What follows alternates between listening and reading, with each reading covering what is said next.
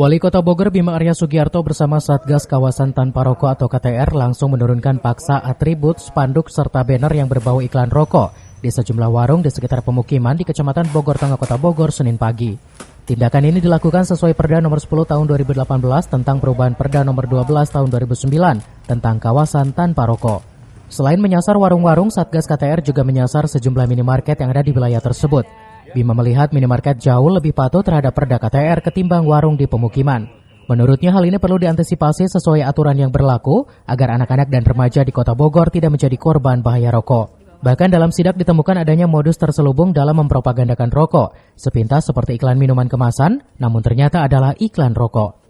Tingkat kepatuhan di minimarket sudah cukup baik ya, ada display gitu ya, ada yang menutup displaynya, tapi yang harus menjadi perhatian adalah di warung-warung di pemukiman seperti ini, jadi masih belum ditutup dan juga ada spanduk-spanduk ya.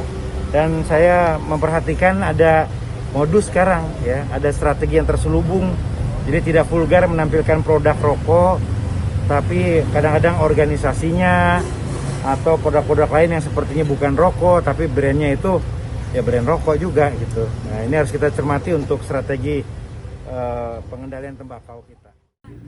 Sementara data Kementerian Kesehatan menunjukkan terdapat peningkatan prevalensi merokok pada masyarakat usia 10 hingga 18 tahun sebesar 1,9% dari 2013 ke 2018. Karenanya Bima menilai anak-anak dan remaja perlu ditingkatkan kesadarannya tentang dampak bahaya dari penggunaan rokok.